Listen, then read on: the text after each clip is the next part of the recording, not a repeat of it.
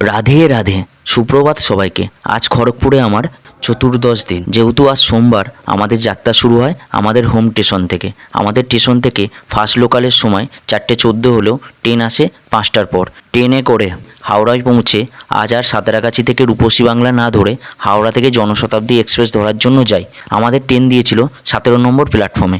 1 থেকে 15 নম্বর স্টেশন এবং 17 থেকে 23 নম্বর স্টেশনের মাঝে হাওড়ার গ্রিন লাইট মেট্রো অবস্থিত।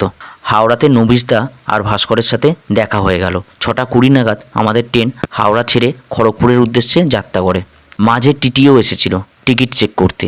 আর একটা বিষয়, আমরা যে ট্রেনে যাত্রা করি বিনা টিকিটে না, আমাদের ডিপার্টমেন্ট থেকে সকলকেই পাস দেওয়া হয়, তাই বিনা টিকিটে কারোরই যাত্রা করা উচিত না। খড়গপুরে আমাদের ট্রেন 8টা নাগাদ এসে পৌঁছায়। স্টেশন থেকে টোটো ধরে হোস্টেলে পৌঁছাই। ফ্রেশ হয়ে সকালে জলখাবার সেরে ক্লাস অ্যাটেন্ড করে দুপুরের মধ্যাহ্নভোজন সেরে নেক্সট ক্লাসগুলো অ্যাটেন্ড করি। বিকালে শর্ট হ্যান্ডে ক্রিকেট খেলতে যাই। আজকের ম্যাচ জমে যায়।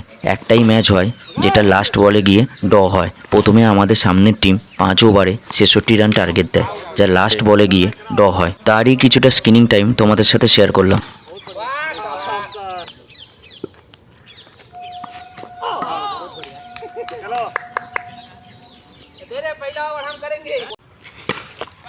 शॉट अरे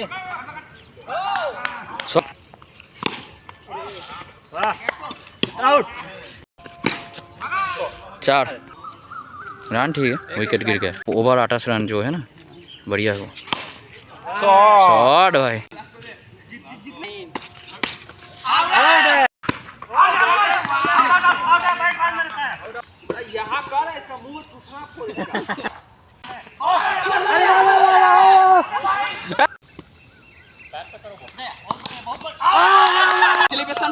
हाँ सेलिब्रेशन के लिए रेडी हूँ।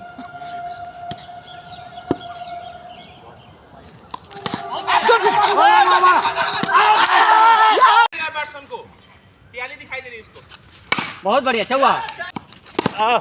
শেষে সুপার ওভার হয়। 1 ওভারে 9 রান টার্গেট দিই আমরা। লাস্ট বলে 3 রান বাকি থাকে। শেষ বলে 4 মেরে সামনের টিম ম্যাচটা জেতে। সন্ধে আমি আর প্রসেনজিৎ একটু মার্কেটে গিয়েছিলাম দরকারে। 8টা নাগাদ মার্কেট থেকে হোস্টেলে ফিরি। অঙ্কিত ভাইয়ের সাথেও দেখা হয়ে যায়। अंकित भाई एग्जाम कैसे गया अंकित भाई? हाँ कितना टाइम किया?